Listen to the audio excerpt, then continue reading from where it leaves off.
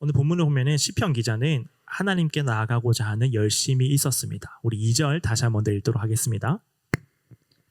내 영혼이 하나님 곧 살아계시는 하나님을 갈망하나니 내가 어느 때에 나아가서 하나님의 얼굴을 배울까.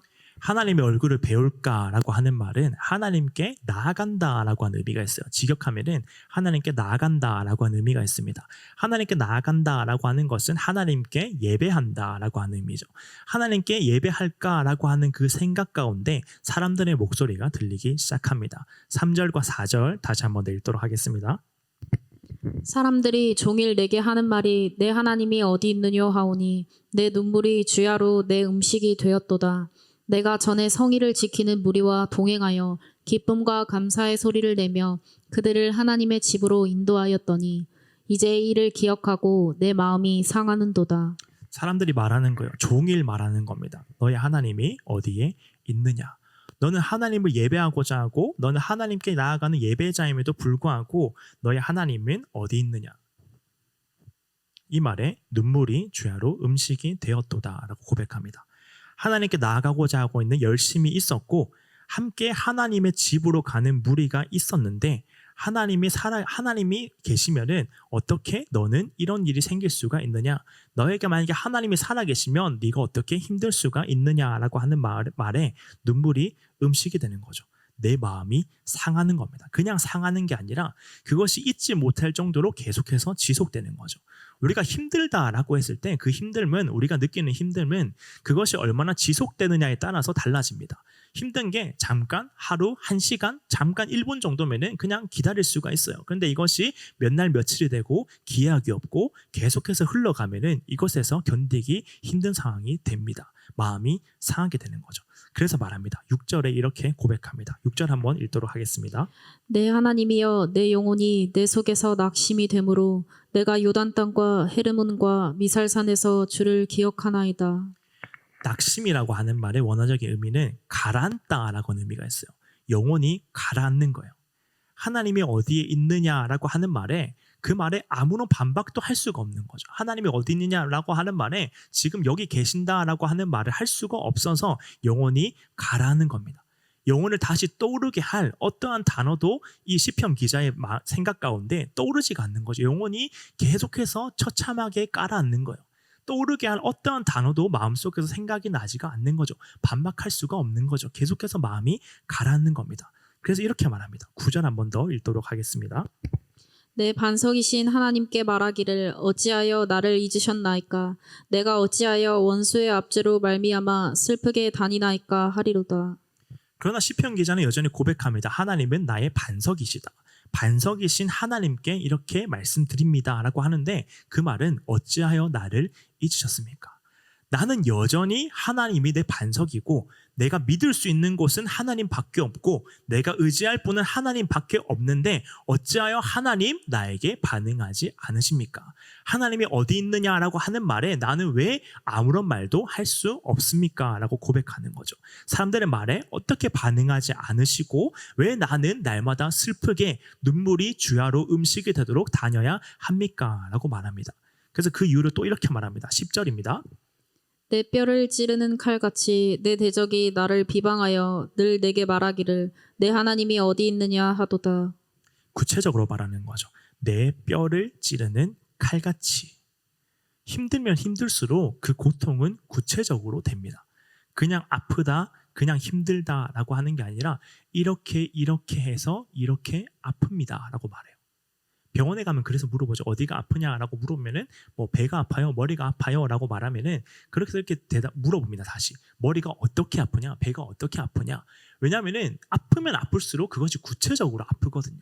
뼈를 찌르는 칼같이, 그냥 찌르는 칼이 아니라 내 뼈를 찌르는 칼같이 나를 비방합니다라고 고백합니다. 그 비방의 내용은 너의 하나님이 어디 있느냐.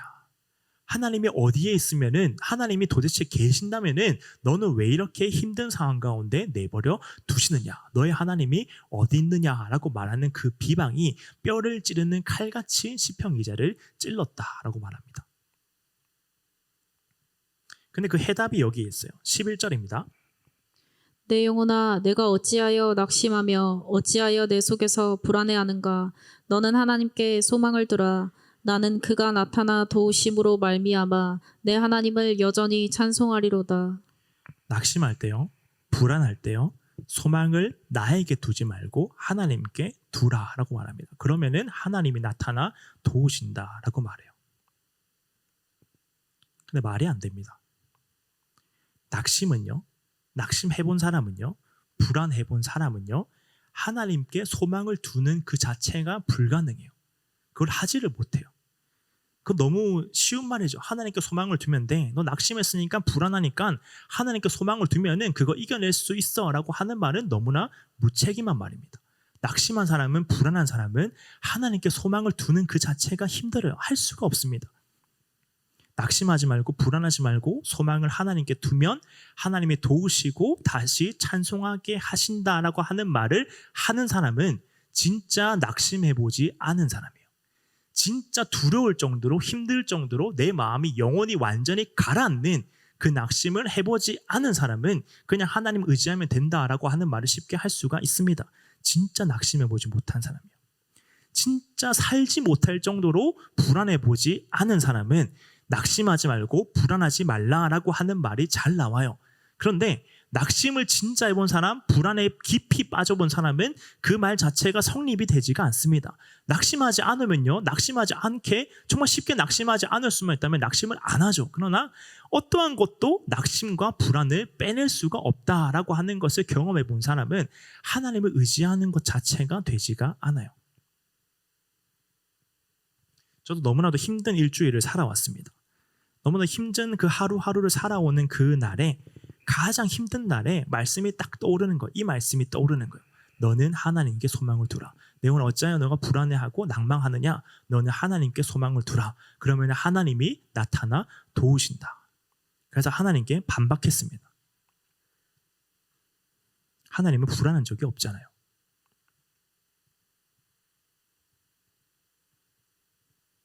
하나님이 불안한 적이 없기 때문에, 하나님은 낙심이란 걸 해볼 이유가 없기 때문에, 해본 적이 없으시기 때문에 지금 이러한 말씀이 나옵니다.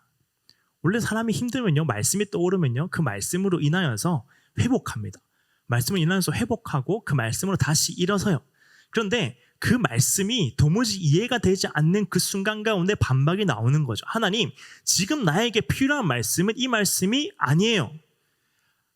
내가 지금 불안한 이유는 하나님을 의지하지 않아서 불안한 게 아니라, 하나님의 살아계심을 의심하고 있기 때문에 불안한 게 아니라, 그조차도 할 수 없을 정도로 불안이 나에게 찾아왔기 때문에 나는 지금 하나님을 의지한다는 그 자체가 도무지 되지 않는 사람입니다. 그 되지 않는 사람에게, 불안밖에 할 수밖에 없는 사람에게 불안하지 말고 하나님을 의지해라 라고 하는 말은 너무나도 무책임한 말이죠. 그래서 시편을 다시 한번 막 살펴봤어요. 왜 하나님은 불안하지 말라라고 했을까? 왜 낙심하지 말라라고 했을까? 나는 왜 불안하지 않게 살아갈 방법이 없을까? 성경이, 내 말씀이 떠올라서 그 말씀대로 살아갈 수 없게 만드는 무언가가 나에게는 왜 존재할까? 나는 왜 이렇게 불안하고, 나는 왜 이렇게 낙심하고, 이 가운데서 헤어날 방법이 도무지 떠오르지 않을까? 사람들은 쉽게 위로합니다. 아픔을 당해보면요, 사람들은 쉽게 위로해요. 낙심하지 마세요. 불안하지 마세요. 하나님 의지하세요. 하나님 도우십니다. 하나님 살아계십니다. 그런데요, 불안하면 하나님을 의지하는 자체가 도무지 될 수가 없어요. 그게 되면 불안하지 않겠죠. 근데 시편은, 이 시편을 거꾸로 한번 쭉 읽어봤어요. 쭉 읽어보는데 시편의 가장 중요한 시작 부분에 이렇게 말합니다. 1절 한번 읽도록 하겠습니다. 하나님이여, 사슴이 시냇물을 찾기에 갈급함같이 내 영혼이 주를 찾기에 갈급하니이다. 사슴이요, 물을 찾기 위해서 막 뛰어다니는 거죠. 우리가 잘 알고 있는 내용입니다. 찬양도 있죠. 시냇물 찾기에 막 갈급하게 막 뛰어다니는 거죠. 그런데 생각이 딱 들었습니다. 사슴이 뛰는 이유는 목이 마르기 때문이에요. 사슴이 목이 마르게 뛰어다닙니다. 근데 생각을 해보니까 불안한 사람도 물은 맞아요. 불안한 사람도 밥은 먹습니다. 물론 밥맛이 없겠죠. 불안한 사람도 숨은 쉬어요.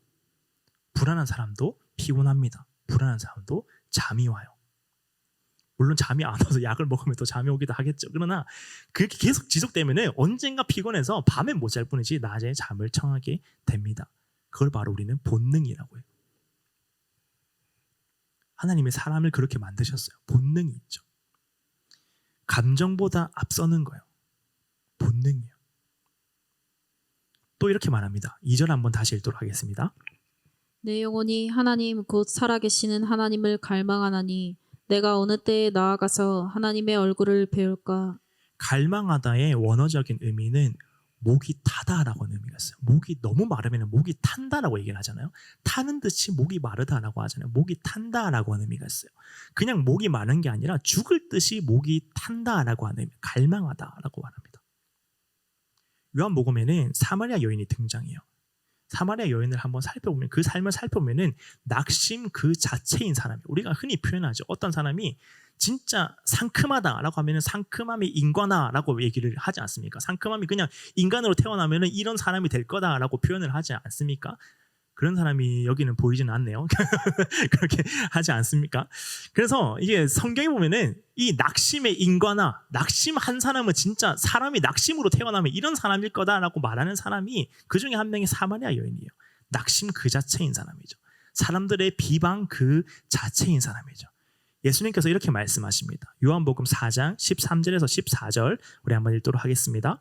예수께서 대답하여 이르시되 이 물을 마시는 자마다 다시 목마르려니와 내가 주는 물을 마시는 자는 영원히 목마르지 아니하리니 내가 주는 물은 그 속에서 영생하도록 솟아나는 샘물이 되리라. 소망에 목마른 사람에게 하나님께서 말씀하시는 거예요. 너는 내가 주는 물이 필요하다. 세상의 어떠한 것도 너의 목마름을 해결해 줄 수 없고 다시 목마르게 될 것이지만 너는 내가 주는 영혼을 적시는 그 물이 필요하다. 그래서 또 성경은 이렇게 말씀합니다.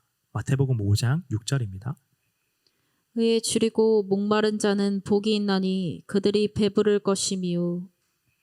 의가 어디에 있습니까? 의가 있는 것은 단 하나밖에 없어요. 하나님 안에만 의가 있습니다. 세상에는 어떠한 의로움도 존재하지 않습니다. 부분적으로 의로운 부분들이 있죠. 근데 하나님 보시기에 완전한 의로움은 존재할 수가 없어요. 의는 하나님 안에 있어요. 이 의에 목마른 사람, 더 정확하게 말하면은 의에 줄이고 의 때문에 너무나도 줄이고 굶주리고 목마르게 된 사람, 그 사람, 영혼의 갈증이 있는 그 사람, 그 갈망을 느낀 사람은 다시 배부르게 될 것이다. 다시 한번요. 영혼의 갈증, 의에 줄이고 목마른 사람, 그 갈망을 느낀 사람은 그 사람은 다시 배부르게 될 것이다. 그 모든 것들을 해소하게 될 것이다. 뭔가를 잃었을 때 사람은 낙심합니다. 내가 가지고 있는 뭔가를 잃어버렸을 때 사람은 낙심해요. 그리고 뭔가가 채워지지 않을 때 사람은 불안해합니다. 이 사람에겐요, 앞서 말씀드렸다시피 소망이고 찬송이고 다 필요가 없어요. 그것들로 채워지지가 않습니다. 불안과 낙심은 충분히 소망과 찬송을 압도해 버리고도 남습니다. 실제적으로 그렇게 되지 않지만 내 마음 가운데서는 불안과 낙심을 소망과 찬송이 이길 수가 없어요. 그게 되면 사람들 다 교회로 오겠죠. 교회 와서 예배 드리면 다 해결되겠죠. 근데 하나님은 낙심과 불안 앞에 소망과 찬송을 두시는데 그 소망과 찬송 사이에 뭘 두시냐면은 갈증과 갈망을 두시는 거예요. 본능을 두시는 거예요. 아무리 불안한 사람도 목은 마르거든요. 본능을 주시는 거예요. 하나님이 가진 무언가, 하나님의 전지전능하심, 하나님의 위대하심, 하나님이 오래 참으심 이런 게 아니라 목마름을 주시는데 어떤 목마름이냐면은 하나님 그 자체에 대한 목마름이에요. 하나님이 위대하시고 사랑이 많으시고 이런 하나님의 어떠한 부분들이 붙는 하나님이 아니라 그냥 하나님 그 자체, 하나님을 딱 두시는 거예요. 그 하나님 자체에 대한 목마름을 허락하시는 거죠. 낭망하는 영혼에, 불안한 영혼에 하나님을 채우시는 거예요. 채우시는 방법은 갈증을 통하여서 갈망을 통하여서 하나님 그 자체를 그 영혼 가운데 채우시는 거죠. 전지전능하신 하나님, 소망의 하나님, 능력의 하나님, 위로하시는 하나님이 아니라 하나님 존재 그 자체에 대한 목마름을 허락하시는 거예요. 그 갈증이 느껴지는 순간, 그 갈망이 느껴지는 순간, 하나님에 대한 목마름이 느껴지는 그 순간, 그 갈증에 폭포수와 같이 깊은 바다와 같이 깊은 파도와 같이 물결이 낙심하고 불안해하고 있는 목마른 그 내 영혼을 다 휩싸는 거예요. 7절 다시 한번 읽도록 하겠습니다. 주의 폭포 소리에 깊은 바다가 서로 부르며 주의 모든 파도와 물결이 나를 휩쓸었나이다. 하나님 말씀하시는 거예요. 너에게 소망이 있으면 된다. 너에게 하나님께 나아가는 기도하면 된다. 소망하면 된다. 찬송하면 된다. 그러면 불안함과 낙심은 다 물러간다라고 말씀하시지 않습니다. 하나님 말씀하시는 거예요. 갈급하면 된다. 갈망하면 된다. 목마름을 느끼기만 하면 된다. 하나님에 대한 그 목마름을 느끼기만 하면은 그러면은 불안이 떠나간다는 거예요. 낙심이 떠나간다는 거예요. 그 불안과 낙심이 떠난 그 자리에 소망과 찬송을 두시는 거예요. 그래서 하나님이 그걸 느끼기만 한다라고 하면 된다라고 말씀하시는 거죠. 목마름을 그래서 말씀하시는 거. 내가 너에게 목마름을 느끼게 하고 또한 영원토록 목마르지 않게 하겠다. 8절 한번 읽도록 하겠습니다. 낮에는 여호와께서 그의 인자하심을 베푸시고 밤에는 그의 찬송이 내게 있어 생명의 하나님께 기도하리로다. 인자하심이라고 하는 말에 우리가 잘 알고 있는 헤세드가 쓰였어요. 헤세드라고 하는 말이 쓰였어요. 낮에는 하나님께서 인자하셨다. 친절하셨다. 아름다운 일을 내게 베푸셨다라고 하는 의미가 있습니다. 낮에는 나에게 헤세드, 친절하시고 아름다운 일을 내게 베푸시고 인자하셨다. 근데 우리의 인생에 낮만 있는 게 아니죠. 밤이 있습니다. 낮에는 하나님께서 그 헤세드로 나를 이끌어 가시고 우리 인생에 밤이 있을 때, 밤이 찾아오려고 할 때에 또는 밤이 찾아왔을 때 불안과 낙심이 나를 공격하고 있을 때 그의 찬송이 내게 있어. 반대로 말합니다. 이상하지 않아요? 내 찬송이 하나님께 있어야 해요. 그래서 우리가 찬송을 하죠. 우리가 찬송을 하면은 하나님이 연락해서 받으십니다. 내 찬송이 하나님께로 가는 거예요. 근데 반대로 말해요. 그의 찬송이 내게 있어. 찬송할 수 없는 나에게 낙심하고 불안한 마음 가운데 찬송할 수 없는 내 마음 가운데 나를 다시 찬송으로 이끄시는 것은 하나님께서 내가 노력해서 힘내서 힘을 내서 열심히 살아가서 찬송을 한번 해봐라. 그러면 불안과 낙심 떠나가겠다라고 하는 게 아니라 반대로 말씀해 주시는 거예요. 내 찬송이 너에게 있게 하겠다. 내 찬송이 찬송할 수 없는 너에게 내 찬송이 너에게 있게 해서 기도하게 하시겠다. 그래서 이렇게 됩니다. 11절 한번 읽도록 하겠습니다. 내 영혼아 내가 어찌하여 낙심하며 어찌하여 내 속에서 불안해하는가. 너는 하나님께 소망을 두라. 나는 그가 나타나 도우심으로 말미암아 내 하나님을 여전히 찬송하리로다. 이 말씀이 나에게 새롭게 적용되는 거죠. 하나님께서 그냥 너 낭망하지 마, 불안해하지 마라고 하는 게 아니라 하나님도 안타까움이 있는 거예요. 어찌하여 낙심하고 있으며 어찌하여 내 속에서 불안해하는가. 하나님께 소망을 두라. 도우심으로 말미암아 하나님을 찬송하리로다. 이 찬송은 내가 하나님을 찬송할 수 있게 하나님께서 해주시겠다는 거예요. 내가 내 찬송을 하나님께 드리게 만들어 주시는 게 아니라 하나님의 찬송을 내 마음 가운데 있게 해주셔서 다시 그 원동력으로 찬송하게 해주시겠다. 그 찬송하게 해주시는 그 모든 것은 나는 정말 하나님이 필요한 존재입니다 라고 하는 그 고백에 대한 갈증, 갈망을 나에게 허락해 주시겠다. 여기서 내 하나님을 여전히 찬송하리로다 라고 하는 말에 여전히라고 하는 말은 다시라고 하는 의미가 있어요. 다시 하나님을 찬송하게 하시겠다. 낙심한 내 영혼에 불안한 내 마음 가운데 다시 하나님을 찬송할 수 있도록 그의 찬송을 내게 있게 하시겠다. 찬송하면 된다. 찬송하면 해결된다. 찬송이 그 모든 것을 물러가게 한다라는 게 아니라 내가 내 찬송을 너에게 공급하여 주겠다. 다시 찬송할 수 있도록 내 찬송을 공급하게 하겠다.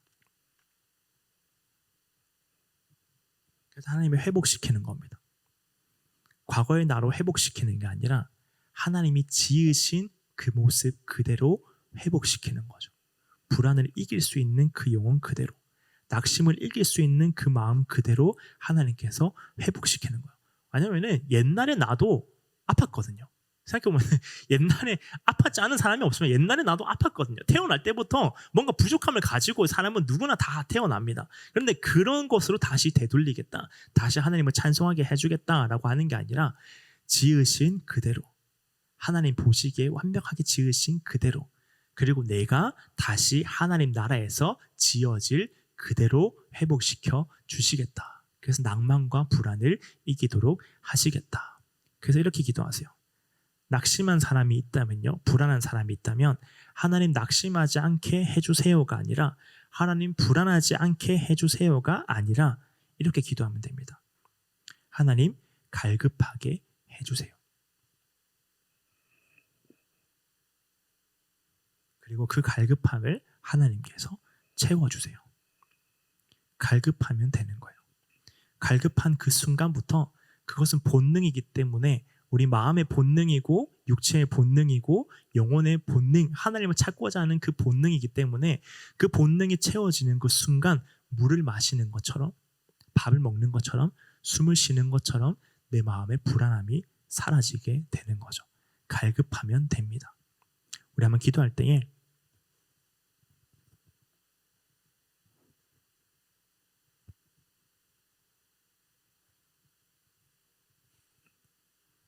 갈급하면 돼요. 근데 그 갈급함은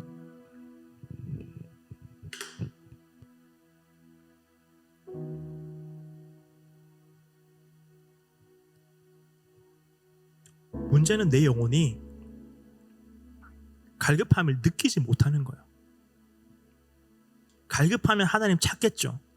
갈급하면 하나님께 나아가겠죠. 갈망하면은 하나님 뜻에 합당하게 살아가겠죠. 그러나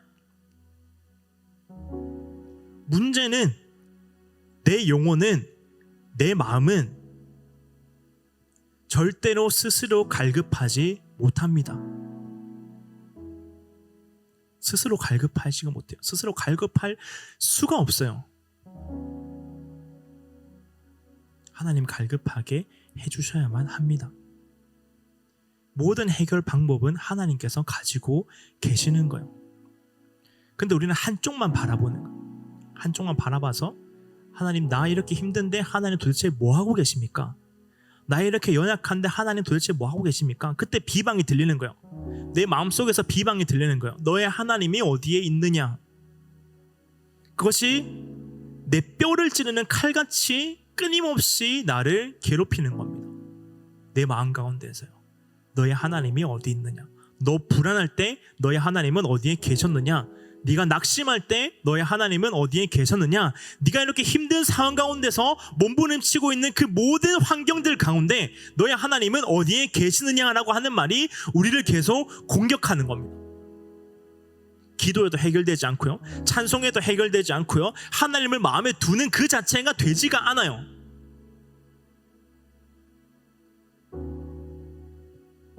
하나님의 갈급함을 허락하셔야만 합니다. 목마름을 느끼는 거예요. 내 마음 가운데 하나님이 더 필요함을 느끼는 거예요. 내 마음의 공허함 가운데 하나님만 채우시는 그 자리가 있음을 끊임없이 고백하게 되는 거예요.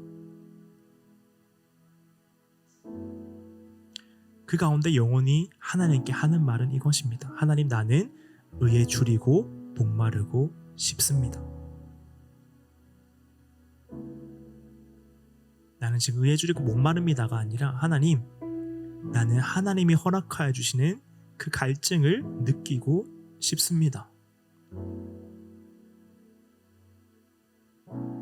내 불안 앞에, 내 낭망 앞에 하나님이 먼저 와주세요. 우리 한번 이 마음을 통하여서 함께 기도하며 나아가도록 하겠습니다.